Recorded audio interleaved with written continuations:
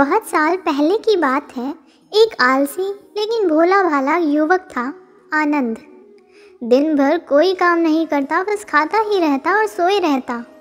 घर वालों ने कहा, चले जाओ, निकलो घर से, कोई काम धाम करते नहीं हो, बस पड़े रहते हो।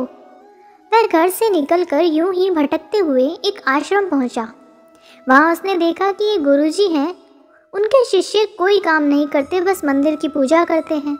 उसने मन में सोचा, यह बढ़िया है, कोई काम धाम नहीं, बस पूजा ही तो करना है। गुरुजी के पास जाकर पूछा, क्या मैं यहाँ रह सकता हूँ? गुरुजी बोले, हाँ हाँ, क्यों नहीं, लेकिन मैं कोई काम नहीं कर सकता हूँ। गुरुजी ने कहा, कोई काम नहीं करना है, बस पूजा करनी होगी। आनंद बोला, ठीक है, वह तो मैं कर लूँगा। अब आनंद महाराज आश्रम में रहने लगे। ना कोई काम, ना कोई धाम, बस सारा दिन खाते रहो और प्रभु भक्ति में भजन गाते रहो। महीना भर हो गया। फिर एक दिन आई एकादशी। उसने रसोई में जाकर देखा, खाने की कोई तैयारी नहीं। उसने गुरुजी से पूछा, आज खाना नहीं बनेगा क्या? गुरुजी ने कहा, नहीं, आज तो एकादशी है, तुम्हारा भी उपवास है। उसने कहा, नहीं, अगर हमने उपवास रख लिया तो कल का दिन ही नहीं देख पाएंगे हम नहीं कर सकते उपवास, हमें तो भूख लगती है, आपने पहले क्यों नहीं बताया? गुरुजी ने कहा, ठीक है, तुम ना करो उपवास, पर खाना भी तुम्हारे लिए कोई और नहीं बनाएगा, तुम खुद बना लो। मरता क्या ना करता। गया रसोई में। गुरुजी फिर आए। देखो, अगर तुम खाना बना लो तो राम जी को भोग जरूर लगा लेना और नदी के उस पार जाकर बना लो रसोई। ठीक है। लकड़ी, आटा, तेल, घी, सब्जी लेकर आनंद महाराज चले गए। जैसा तैसा खाना भी बनाया। खाने लगा तो याद आया, गुरुजी ने कहा कि राम जी को भोग लगाना है। लगा भजन गाने, आओ मेरे राम जी, भोग लगाओ जी, प्रभु राम आइए, श्री राम आइए, मेरे भोजन का भोग लगाइए। कोई ना आया तो बेचैन हो गया कि यहाँ तो भूख लग रही है और राम जी आ ही नहीं रहे। भोला मानस जानता नहीं था कि प्रभु साक्षात तो आएंगे नहीं, पर गुरुजी की बात मानना जरूरी है। उसने फिर कहा, देखो प्रभु राम जी, मैं समझ गया कि आप क्यों नहीं आ रहे हैं। मैंने रूखा सूखा बनाया है और आपको तर माल खाने की आदत है, इसलिए नहीं आ रहे हैं। तो सुनो प्रभु, आज वहाँ भी कुछ नहीं बना है, सबको एकादशी है, खाना हो तो यह भोग ही खा लो। श्री राम जी अपने भक्त की सरलता पर बड़े मुस्कुराए और माता सीता के साथ प्रकट हो गए। भक्त असमंजस में। गुरुजी ने तो कहा था कि राम जी आएंगे, पर यहाँ तो माता सीता भी आई हैं और मैंने तो भोजन बस 2 लोगों का बनाया है। चलो कोई बात नहीं, आज इन्हें ही खिला देते हैं। बोला, प्रभु मैं भूखा रह गया, लेकिन मुझे आप दोनों को देखकर बड़ा अच्छा लग रहा है, लेकिन अगली एकादशी पर ऐसा ना करना। पहले बता देना कि कितने जन आ रहे हो, और हाँ, थोड़ा जल्दी आना। राम जी उसकी बात पर बड़े मुदित हुए, प्रसाद ग्रहण कर चले गए। अगली एकादशी तक यह भोला मानस सब भूल गया। उसे लगा प्रभु ऐसे ही आते होंगे और प्रसाद ग्रहण करते होंगे। फिर एकादशी आई।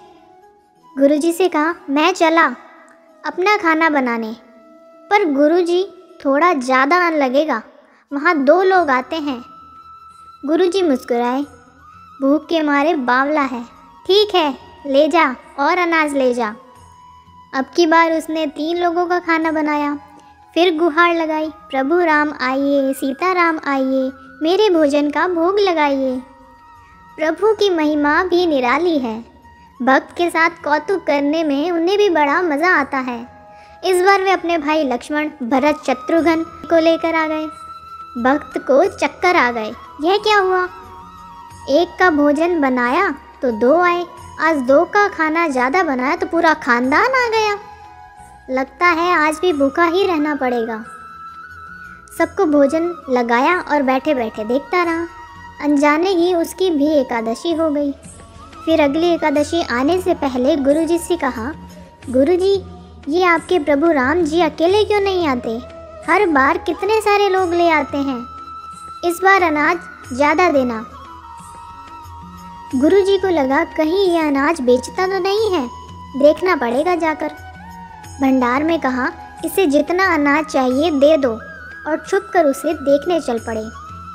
इस बार आनंद ने सोचा, खाना पहले नहीं बनाऊंगा, पता नहीं कितने लोग आ जाएं, पहले बुला लेता हूँ फिर बनाता हूँ। फिर टेर लगाई, प्रभु राम आइए, श्री राम आइए, मेरे भोजन का भोग लगाइए। सारा राम दरबार मौजूद। इस बार तो हनुमान जी भी साथ आए, लेकिन यह क्या, प्रसाद तो तैयार ही नहीं है। भक्त ठहरा भोला भाला, बोला, प्रभु इस बार मैंने खाना नहीं बनाया। प्रभु ने पूछा, क्यों? बोला, मुझे तो मिलेगा नहीं, फिर क्या फ़ायदा बनाने का, आप ही बना लो और खुद ही खा लो। राम जी मुस्काए, सीता माता भी गदगद हो गई उसके मासूम जवाब से। लक्ष्मण जी बोले, क्या करें प्रभु? प्रभु बोले, भक्त की इच्छा है तो पूरी करनी पड़ेगी, चलो लग जाओ काम पे। लक्ष्मण जी ने लकड़ी उठाई, माता सीता आटा सानने लगी। भक्त एक तरफ बैठकर देखता रहा। माता सीता रसोई बना रही थी और कई ऋषि मुनि यक्ष गंधर्व प्रसाद देने आने लगे। इधर गुरुजी ने देखा खाना तो बना नहीं, भक्त एक कोने में बैठा है। पूछा, बेटा क्या बात है, खाना क्यों नहीं बनाया? बोला, अच्छा किया गुरुजी आप आ गए, देखिए कितने लोग आते हैं प्रभु के साथ।